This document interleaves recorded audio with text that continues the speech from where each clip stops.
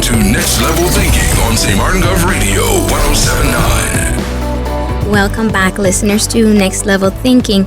Right before the break, we were talking about the importance of also emphasizing extracurricular activities in your child's life to positively influence them and to give them that positive influence in their lives. And we were talking about also the health benefits of having those activities in their lives and how it just...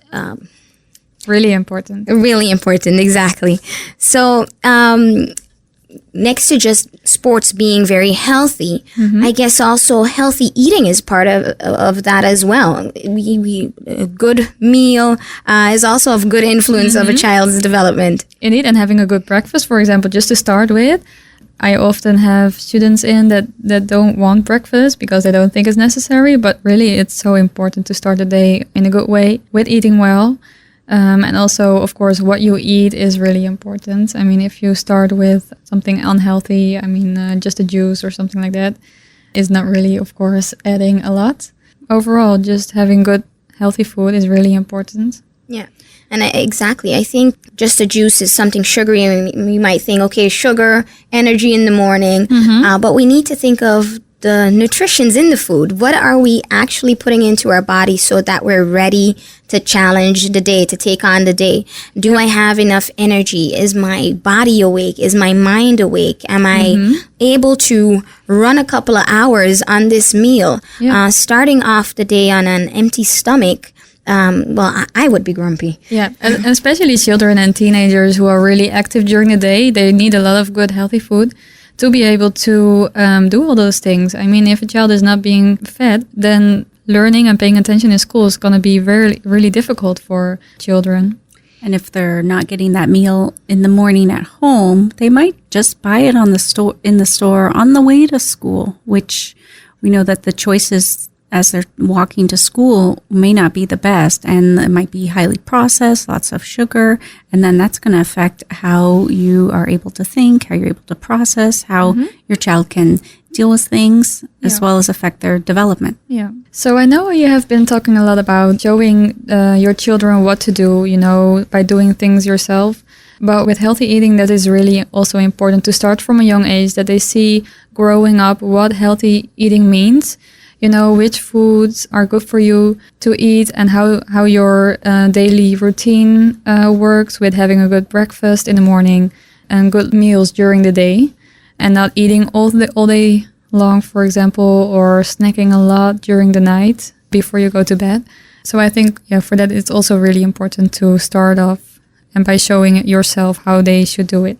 We can't, as adults, be around children and teens and eat unhealthy and have unhealthy eating habits, but expect them to eat healthy. Even if you tell them, well, you need to eat healthy, you know what you're supposed to do, they see us as adults still doing the opposite thing. So they're going to follow in our footsteps. That's only natural. Yeah, right? You have to practice what you preach. Exactly. Thank you. You have to practice what you preach. Definitely. We have to show them what is healthy eating. And to add, I often see misconceptions about what healthy eating is, right?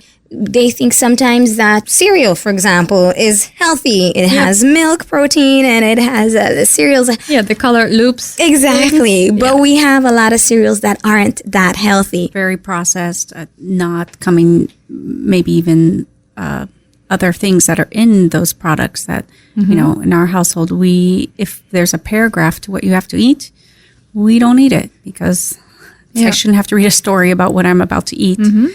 So switching to something like the oatmeal, I had a colleague recently and I were talking about the overnight oats and how you could just do this. How just put them in any container and everyone in the household can wake up and have them in the fridge and everyone can eat a healthy meal in the morning. And sometimes it means that as parents, you also need to step out of your comfort zone yourself, because sometimes we are used to eating the same stuff for a long time and you have created that habit. So sometimes for our children, we have to also do different things and try other things that you're used to. Sometimes it can be hard, but it's really important to show them that you can change your habits. Yeah. Don't wait until your health is in poor health before you change. Yeah. Like we said earlier, how you said, Stephanie, about modeling. Modeling is how our children are learning. To add to that, as we're talking about bad habits and good habits, I guess that starts all with a good routine. What do we do? How do we set up our day? I mean, eating healthy takes some time. It takes time to prepare a healthy meal, more time than take a processed item or food out of a package wrapper, which is often much quicker, much faster, saves time. We understand that, but it's just not as healthy. And preparing a healthy sandwich might be just a better option, but it will take time. So that means sometimes adjusting your routine. Yeah, waking up a little 15 minutes earlier to make sure that you are feeding your kids that great breakfast.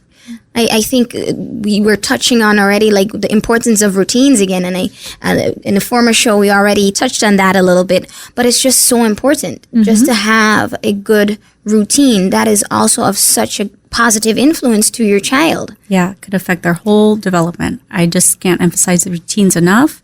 And don't forget that Sunday night is a school night. So your days to stay out late are Friday and Saturday, not Sunday, because Sunday you have to be ready for Monday morning. Yes. And of course, it's really important to keep the balance between activities and having enough relaxing things that children can do. It costs a lot of energy for them to be in school and pay attention. And if they also have a lot of activities after school, then it can be a lot for them. So keep an eye out for them having enough time in between to catch their breath and to be able to do everything. That downtime so they can relax and get yourself ready again for what's coming next. Right, and that relaxing doesn't have to be behind the TV, because the TV can be very busy at times as well. If I see the cartoons nowadays, and it just goes so fast. So You see the cartoons? yeah, sometimes I have nieces and nephews, and I glance over to their screens, and it's just I can't follow it anymore. So there's a lot going on. Screen time isn't necessarily downtime. They need time to unwind by maybe just sitting down, reading a book, doing something calm. Yeah, because it's so important to have that balance and to help them structure them. I think when we leave it up to the children, they can't really do that themselves. They need an adult to help them out to structure that. Yeah. Perfect opportunity for the parents to model. Well, okay, how are we going to fit these in? Are we going to do stretchings right before we turn off the TV? And how are we all going to get relaxed? So modeling it for your children so they will know how to do it throughout their lives. So there are tons of ways to positively influence our children, and we touched on quite some today. That we realize that it's so important to have healthy, well-rounded kids with healthy, well-rounded minds, socially, psychologically, and physically, which means incorporating sports, creative arts, but also just that positive reinforcement and just listening to them and taking that time for them. So I think we came to a close. Thank you all for listening today. Please follow us on APAP on Facebook to stay updated with our journey to inform the community and strengthen mental health care on the island.